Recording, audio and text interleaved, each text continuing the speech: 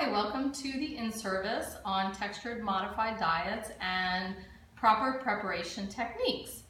So our goals for today for this in-service will be the reasons why we use a textured modified diet, recognize the differences between each, identify different preparation techniques, and the differences between different types of liquids. Our objectives will be to describe a difference between each of the diets, define dysphagia, list the four different liquids, the four different types of liquids that patients will need, and to understand and list a few foods to avoid on these diets. So I'm going to begin with describing what dysphagia is. Dysphagia means difficulty swallowing, and it's foods or liquids, and it's for a person's safety because they can do something called aspirate, which kind of means choke when they try and swallow a liquid. They also need these diets because some people have chewing difficulties. Some people might be missing teeth or only have a few teeth. Some people may tire easily when chewing. Some people might have pain in their mouth or have had tongue surgery. An illness that they have might be causing difficulty chewing and swallowing. So the different types of diets we start with the regular diet. So this is a regular diet. We have a sweet potato. You can have it whole, you can chop it up, you can have it with the skin. A whole piece of chicken and broccoli. This is cooked broccoli, but they can also have raw broccoli with some dip. So all the diets that I'm going to show you are going to be compared to this one. So the first diet is the mechanical soft. Some places also call it mechanical chopped because everything is chopped into pieces. Or not everything, but at least the meats, the things that are hard to chew. So it's important to chop them up. For example, these pieces of chicken are chopped into bite-sized pieces. The broccoli's chopped into a smaller piece compared to the regular diet. The sweet potato, as you notice, has the skin removed because they can choke on the skin. It could also be very hard for them to chew. Foods to avoid are really hard, so you can hear the crunch, a very hard carrot, a hard apple, especially if they have limited teeth ability, but they can have applesauce.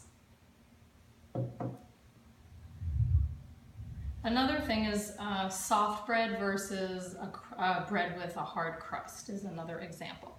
So then we move to the ground diet. And as you can see, there's no pieces anymore. We don't have a whole piece of chicken. We don't even have chunks of chicken. This is completely ground. But it's not completely pureed, which means that there's no pieces.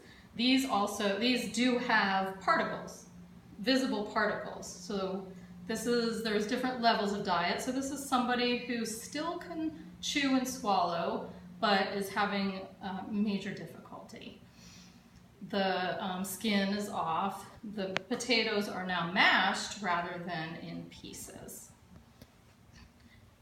Also, the pieces need to be only about 1/8 to 1/4 inch in size.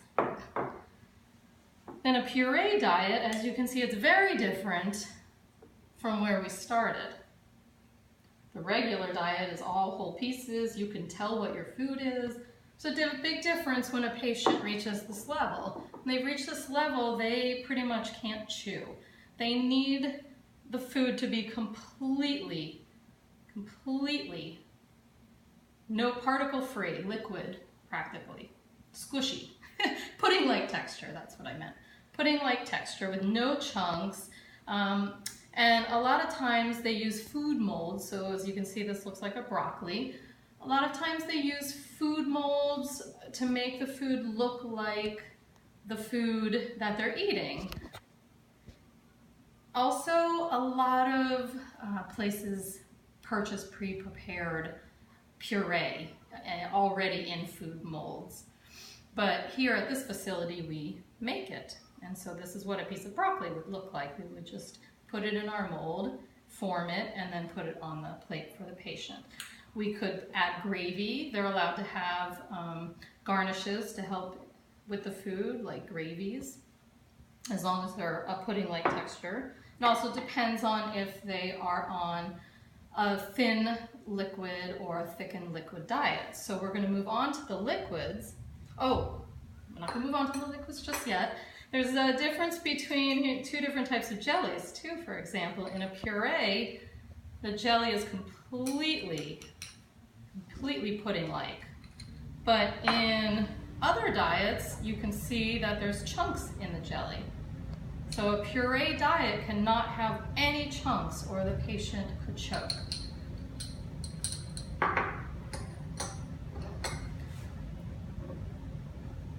We have 4 types of liquid restrictions. So some patients can only have thin liquids, which is what you drink: water, coffee, tea, juice, soda, plenty of real thin. As you can see, it moves around the cup very smoothly. The next one down is a nectar consistency, so it's a little bit thicker. You can't see through it. And if you put it on a spoon, you could see a little bit of a difference, but it's more of a creamy soup texture. So we've got the thin liquid, we have the nectar liquid. Then some patients choke on these types of liquids, and they require a honey texture. See how much thicker the honey is? When you hold up a spoon, it's pretty much sticks to it. So that's a honey texture. And then there is a pudding texture, and this is their drink, because if it's any thinner than this, the patient will choke, and it's very dangerous. And this type of texture, the pudding, also could be like cream of wheat cereal at breakfast that's thickened, pureed even. So the equipment used to make this, well, a regular meal is the same as any regular chef would make. But as you progress, you will need, for the mechanical soft, you'll need a knife, really just a knife and a cutting board to chop up the chicken, chop up your vegetables a little bit. If you have any harder fruit or bigger pieces of fruit, you'll need to chop it up. But when you move on to the ground diet, you move into either a Vitamix, a more professional blender, or a food processor, because you really need to chop it up. Like I said, it has to be a 1/4 to 1/8 inch particles. Then, when you move to a puree, you have to keep blending it until there are no particles. And to achieve these, you can add in, and this also enhances flavor, it enhances texture in some foods. You can add in oils, cooking oils, like olive oil, for example. You can add in broth, vegetable broth, chicken broth. Those also enhance the flavor, because in a puree diet, their food tends to be less flavorful. So we tend to add in, so when you are preparing these, we add in a little bit of liquid to process it, but we're also considering the flavor as we do it.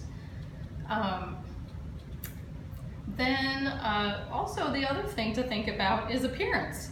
Say you're on the puree diet and you have chicken, which is white, and then you have mashed potatoes, which is white, and then you have, I don't know, some other vegetable, maybe a carrot, and you got a little orange on your plate. Well, you're gonna look at the plate and go, maybe that's not so good. So when you're preparing food for your patients, consider the color as well.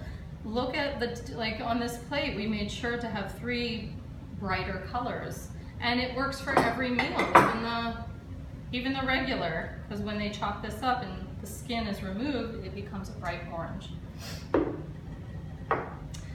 To enhance flavor, there are also flavor enhancers that you can purchase and add into some while you're blending.